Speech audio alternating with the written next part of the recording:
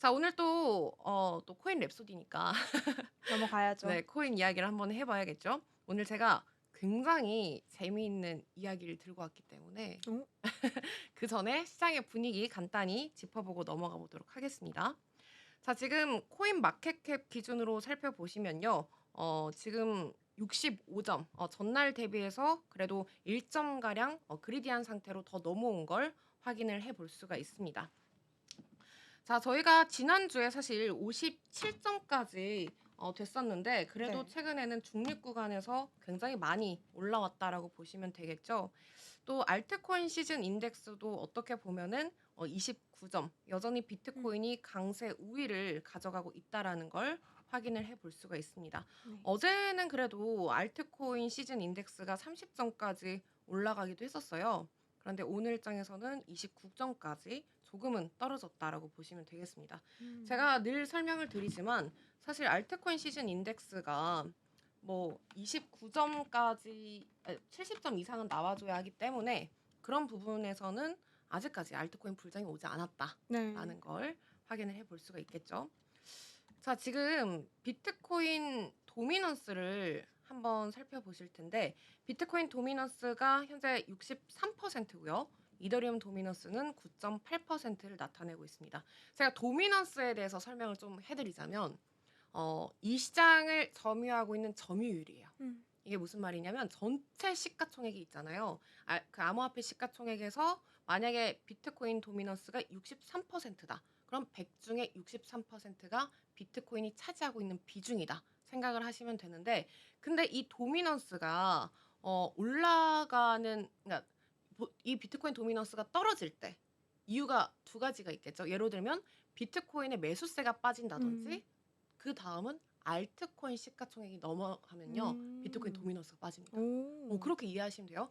그래서 이런 경우도 가능하죠. 비트코인은 여전히 전고점을 돌파를 하고 있는데 도미넌스는 급격하게 하락할 때가 있어요. 음. 그게 무슨 말이냐면 알트코인에 강한 매수세가 들어오면서 알트코인의 점유율, 이 도미넌스가 급격하게 상승을 할 때 비트코인 도미넌스가 떨어지는데도 불구하고 음. 비트코인 가격은 그대로 오르거나 아니면 그대로 전고점을 돌파한 상태로 횡보를 할 수 있다라는 걸 점유율을 통해서 한번 아시면 좋을 것 같습니다. 네. 자, 오늘 스테이블 코인에 대한 이야기를 해볼 건데 오. 사실 스테이블 코인에 관해서 이야기를 하면 제가 한 달은 이야기를 할 수 있을 것 같아요, 솔직히. 그만큼 너무나도 중요하고 근데 생각보다 코린이 여러분들이 스테이블 코인이라는 단어는 너무나도 방송에서 많이 나오는데 이게 잘 뭔지 모르는 분들이 많으시더라고요. 그래서 오늘은 스테이블 코인에 대한 간략한 이야기를 짚어보고 또 거기에 나오는 최근에 지니우스 액트라는 법안에 대해서 다뤄보도록 하겠습니다. 자, 일단 스테이블 코인은요. 말 그대로 달러와 같은 음. 실물 자산에 고정을 해서 가치를 고정을 해서 암호화폐 시장에 굉장히 안정적으로 쓰이는 거래 수단이다. 스테이블 코인이다라고 생각을 하시면 됩니다. 1대1 환산 가치를 오, 갖고 있다고 생각하면 되는 맞아요. 거죠. 이 스테이블 코인이 스테이블 뜻이 안정적이다라는 뜻이잖아요. 네. 그래서 스테이블 코인의 가치가 1코인이 1달러랑 아까 말씀하신 것처럼 그걸 패깅이라고 합니다. 음. 그래서 늘 스테이블 코인의 가치는 1대1로 패깅이 되어야 하는데 만약에 그 패깅이 깨질 경우 스테이블 코인의 가치를 잃게 되는 거죠. 그렇다면 이렇게 생각을 해볼 수가 있겠죠? 아니 달러랑 1대1 고정이면 내가 왜 저 코인에 투자를 해야 해? 라고 어. 친구가 물어보더라고요. 네네네. 그럼 궁금하시죠? 네. 스테이블 코인은 투자를 위한 목적이 아니라 말 그대로 달러랑 비슷한 흐름을 가지고 있다고 했죠. 네. 그런데 스테이블 코인이 이 시장의 유동성을 확대할 거다. 이 시장의 전체 전부를 잡아갈 거다. 이런 이야기가 있는데 그 이유가 예를 들어서 우리가 암호화폐 시장에서 거래라든지 아니면 뭐 송금이라든지 이런 걸 해야 하는 시기가 지금도 왔죠. 근데 예를 들어서 승희 앵커님한테 제가 100만 원을 빌린 거예요. 그래서 100만 원을 빌려가지고 앵커님 이제 100만 원 다시 돌려드리려고 하는데 암호화폐로 보내드릴게요. 그래서 네? 이랬는데 제가 이더리움으로 100만 원을 보낸 거죠. 근데 그 순간에 이더리움이 무슨 어 뭐 난리가 나 가지고 악재가 터져 가지고 이더리움이 10% 마이너스가 난 상태예요. 그러다 보니까 제가 보낼 때는 100만 원이 앵커님이 받은 이더리움은 90만 원이 될 수가 있는 거죠. 그쵸. 그러면 앵커님께서 "뭐야 100만 원 빌려줬는데 왜 90만 원이 온 거야?" 라고 할 수 있겠죠. 그러다 보니까 실제로 다른 알트코인들은 너무나도 변동성이 크고 가격이 들쭉날쭉하다 보니까 이렇게 실제로 결제하거나 거래하거나 송금을 할 때는 가격이 고정된 이 스테이블 음. 코인을 사용을 하게 됩니다. 그래서 예로 들어서 가장 지금 전 세계에서 많은 비중을 차지하고 있는 게 테더라는 회사고요. 네. 그게 1 테더가 1 달러. 그렇게 되는 거죠. 자, 그래서 한번 보시면요. 지금 전체 스테이블 코인의 시가총액을 살펴보도록 하겠습니다. 21년도부터 22년도까지는 정말 강하게 팽창을 했고요.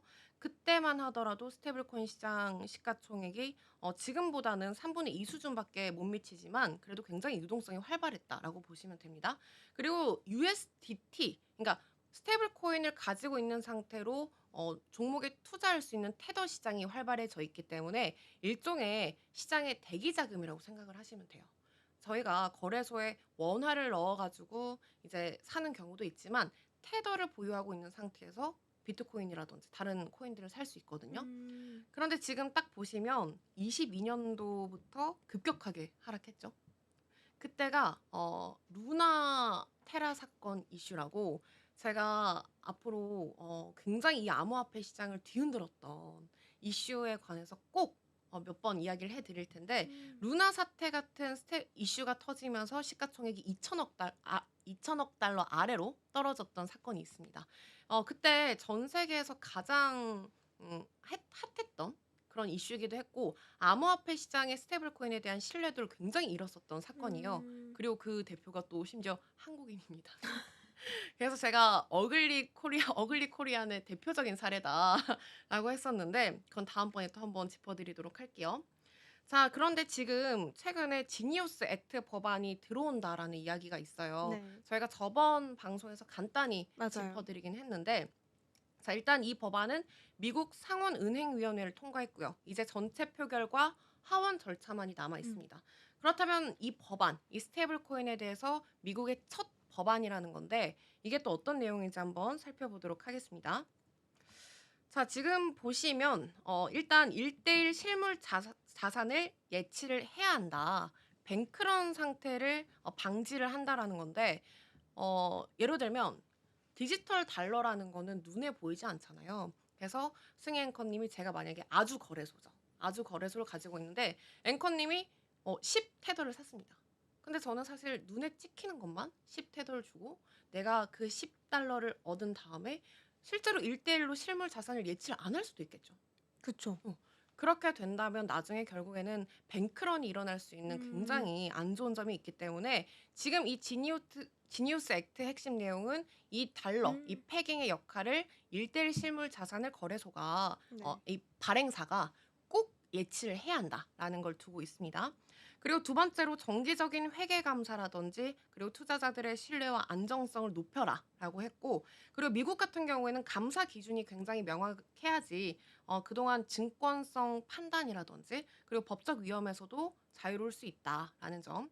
그리고 여기에 재무부가 무인과 외국 스테이블 코인에 대해서 제한을 일부 갖게 될 가능성도 포함이 되어 있어요.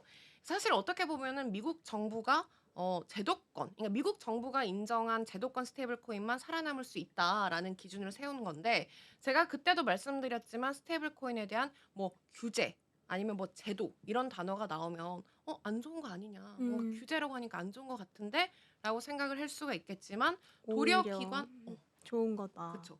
기관 입장에 대해서는 명확해지니까 훨씬 좋다라는 거겠죠. 자, 이제 한국이 따라오기 시작을 하고 있습니다. 늦었죠? 굉장히 늦었다라고 보시면 돼요. 그럼 왜 한국이 지금 스테이블 코인을 따라가고 있을까라고 생각을 해 본다면, 저희가 1 스테이블 코인을 살 때 1 달러를 산다고 했는데 네. 그렇게 되면 미국 입장에서는 스테이블 코인의 유동성을 높게 만들어 낸다면 당연히 이 시장에 있어서 달러의 가치가 높아지게 된다는 거겠죠. 그러다 보니까 최근에 암호화폐 시장이 커지고 스테이블 코인의 유동성이 너무나도 높아지면서 다른 나라들이 급박해지기 시작했어요. 발등에 불이 떨어졌다라고 보시면 되겠습니다. 자, 지금 한국 같은 경우에는 6월 10일에 국회에서 디지털 자산 이용자 보호법이 나왔고요. 비은행권 기업도 원화 기반의 스테이블 코인을 발행할 수 음. 있고 자기 자본 5억 원만 있으면 이 핀테크 기업도 디지털 원화를 만들 수 있다라고 음. 합니다. 뭐 한국에서 한국판 테더가 나오는 거 아니냐 이런 이야기가 나오는데 사실 어떻게 보면은 택도 없다. 이 전 세계를 점유하고 있는 시장이 이미 테더랑 서클이 너무 많이 점유를 하고 있지만 그래도 우리 암호화폐 시장의 국내 거래소에 있어서는 너무나 호재겠죠? 그쵸. 근데 어떤 면에서는 저는 우려감도 있어요. 어떤 부분 때문이죠? 이게 원화화 패깅돼서 스테이블 코인이 만약 만들어진다면 우리나라는 아직까지 이런 법적 규제가 명확하지 않기 때문에 어 불법 자금이라든지 아니면 그런 데 기관들 큰 돈 같은 게 좀 쓰일 만한 여력이 있기 때문에 그런 부분에 있어서 규제랑 뭐 제도가 좀 더 명확해진 상태에서 들어와야 한다라는 생각이 듭니다. 맞아요. 아직 인프라도 너무 초기 단계여서 보안 리스크도 좀 클 것 같습니다. 그쵸. 보안 리스크에 있어서도 지금 한국 같은 경우에는 제도적으로 좀 미비한 게 있어요. 많죠. 음. 네. 그래서 저희가 보면 이 한국판 테더, 뭐 스테이블 코인의 이야기가 나오고 나서 시장이 바로 반응을 했고요. 카카오페이가 상한가를 찍고 카카오뱅크 아니면 뭐 삼성카드 같은 결제 기반으로 한 결제 관련 음. 종목들도 급등세를 보이는 모습을 그려냈습니다.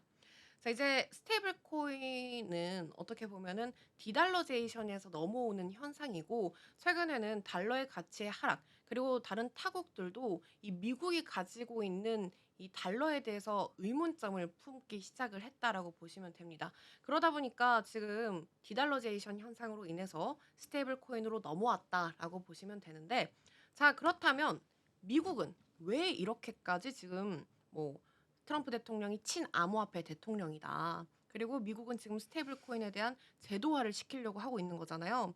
왜 그런지 한번 설명을 해드리도록 하겠습니다. 음, 죄송해요. 자, 일단 테더 같은 경우에 많은 물량을 지금 국채를 보유를 하고 있어요. 네. 이게 무슨 말이냐면 미국은 부채를 감당하기 위해서 국채를 발행을 하죠. 근데 실제로 테더 같은 스테이블 코인 회사에서 무조건 1대1로 준비금을 예치를 해야 하기 때문에 안전성 자산에 투자를 해야 합니다. 그런 것 중에서 가장 안전성 자산의 대표적인 게 현금과 국채인데 그러다 보니까 스테이블 코인 발행사들은 지금 국채를 굉장히 많이 보유하고 있어요. 지금 테더가 보유하고 있는 국채 비중만 하더라도 거의 나라급이라고 하거든요. 그러다 보니까 미국 입장에서는 스테이블 코인 발행사들이 1대1로 준비금을 예치를 해야 하는데 달러도 사는 것도 좋은데 심지어 이 발행사들이 그 들어온 돈으로 국채까지 감당해 주네. 그러면 일석이조인 거죠. 그리고 또 두 번째로 우리가 생각해 보면은 제3국 그러니까 개발도상국 같은 경우에는 은행이 우리나라처럼 이렇게 잘 돼 있는 곳이 있을까요? 없죠, 그쵸. 아무래도. 진짜 저는 우리나라에 살면서 이렇게까지 뭐 송금, 은행 시스템이 잘 돼 있는 너무 곳이 빠르고 편리하죠. 그쵸. 물론 은행 점검 시간만 좀 뺀다면 진짜 최고인 것 같은데 사실 개발도상국 같은 경우에는 뭐 멕시코라든지 뭐 제3국 같은 경우에는 아직까지 이렇게 은행 시스템이 미비해요. 음. 그러다 보니까 그래도 휴대폰은 있거든요. 그래서 이 스테이블 코인 기반으로 결제 시스템이 나오기 시작을 했습니다. 그래서 미국 입장에서는 우리가 달러를 지금 스테이블 코인을 사주고 있는 거잖아요. 그런 개발도상국, 상국의 그런 국가들이. 왜냐하면 그런 국가들 같은 경우에는 자기 자국에 대한 화폐의 가치가 굉장히 하락해 있기 때문에 이렇게 달러의 가치를 사고 있는 이 스테이블 코인에 대한 의존도가 굉장히 높아지고 있어요, 최근에. 어. 그러다 보니까 미국은 지금 스테이블 코인을 안 밀 이유가 없다. 그래서 음. 이번에 트럼프 대통령도 스테이블 코인을 발행을 했습니다.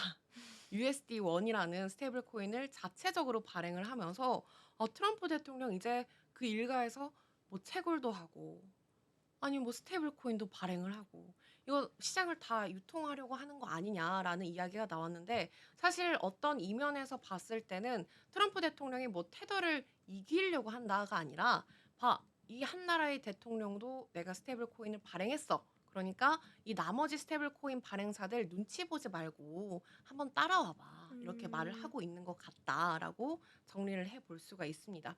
사실 스테이블 코인 관련해서 너무 이야기가 할 게 많은데 저희가 앞으로 스테이블 코인에 있었던 아까 전에 뭐 테라 루나 사태 그런 거에 대해서도 앞으로 살펴보도록 하겠습니다.